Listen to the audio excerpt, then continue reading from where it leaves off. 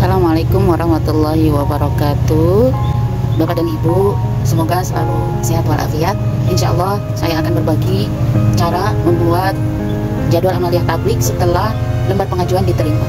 Dan perlu diketahui bahwa pembuatan jadwal amaliyah tablik adalah salah satu tugas bidang kurikulum atau siapa saja yang diberi tanggung jawab untuk membuatnya atau menyusun jadwal tersebut. Setelah lembaran diterima, yang terpenting adalah pertama, pastikan lembaran pengajuan amaliyah tablik diterima secara utuh. Sebagai contoh, kalau memang jumlah santri 40, maka 40 lembar pengajuan sudah diterima secara sempurna oleh bidang kurikulum, seperti itu. Setelah semua diterima, kemudian jumlah sudah sesuai dengan jumlah santri yang akan melaksanakan amaliyah tablik, maka langkah kedua adalah menyusun jadwal berdasarkan urutan tanggal. Jadi lembar pengajuan tersebut disusun terlebih dahulu berdasarkan urutan tanggal. Contoh pada tahun 2024 ini pelaksanaan amaliyah tablik itu akan dilaksanakan pada mulai tanggal 13 Mei sampai dengan 31 Mei. Nah, ada kemungkinan dari tanggal 13 ini sampai tanggal 31 tidak semua terisi setiap hari, karena itu berdasarkan kesepakatan dengan DKM atau tempat praktek yang telah santri pilih, seperti itu. Jadi susun saja urutan tanggal yang ada di lembar pengajuan. Selanjutnya langkah yang kedua, setelah pertama tadi memastikan lembar pengajuan, yang kedua menyusun berdasarkan urutan tanggal. Yang selanjutnya adalah tahap ketiga adalah menyusun berdasarkan kesamaan tempat. Jadi di tahun ini bahwa santri itu hanya atau dibatasi maksimal hanya 2 orang yang praktek di dalam satu masjid. Artinya kalau sudah ada 2 orang yang praktek, maka tidak bisa santri lain untuk masuk ke tempat itu untuk melaksanakan amaliyah tablik. Jadi tahap yang ketiga, susun berdasarkan kesamaan masjid. Kalau sudah menyusun berdasarkan kesamaan masjid, maka langkah yang keempat adalah sesuai dengan waktu atau ditentukan langsung waktunya oleh pembuat jadwal atau penyusun jadwal.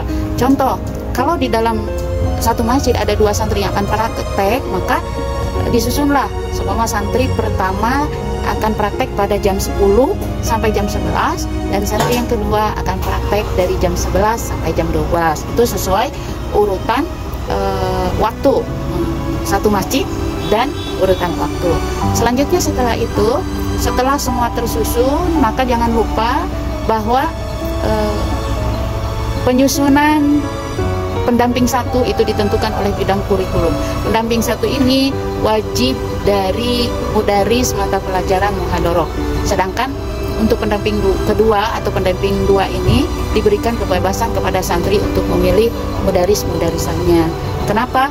Karena dipastikan insya Allah semua penyuluh atau pendamping bisa mendampingi santri untuk amaliyah tablik, bisa mengarahkan dengan pengalaman-pengalaman yang mereka miliki di lapangan.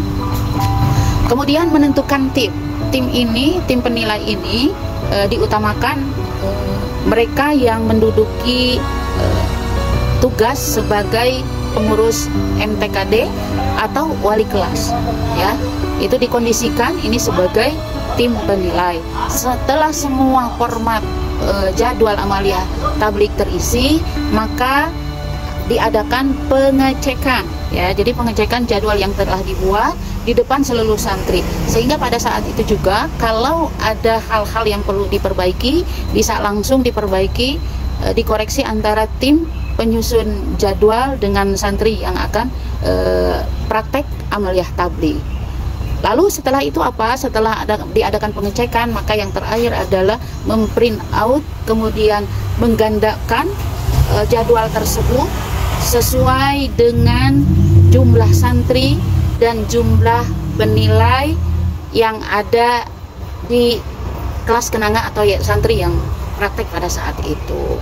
Nah, namun setelah digandakan sebagai bentuk keorganisasian yang rapi, maka perlu jadwal ini sebagai lampiran surat yang akan diberikan oleh santri kepada DKM atau tempat-tempat yang memang dilaksanakan untuk amaliyah tabligh. Artinya pengurus wajib memberikan surat pemberitahuan kepada DKM atau siapa saja yang membawahi instansi ataupun organisasi, masjid atau majelis taklim seperti itu.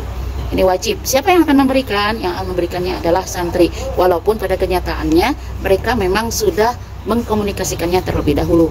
Namun secara resmi harus ada surat tertulis yang kemudian surat tersebut dilampiri oleh dilampiri jadwalnya. Setelah jadwal sudah selesai semua, silakan santri untuk mencek ulang, berkomunikasi bahwa surat ini diberikan kepada DKM, kemudian melaporkan kembali bahwa pelaksanaan amaliyah tabligh sudah fix semuanya untuk dilaksanakan di tempat tersebut. Demikian bagaimana cara atau hal apa yang kita lakukan setelah menerima lembaran pengajuan amaliyah tabligh dari santri yang akan praktek. Saya Titin Supriyatin, bidang kurikulum. Mohon maaf atas segala kekurangan. Terima kasih atas segala perhatian. Assalamualaikum warahmatullahi wabarakatuh.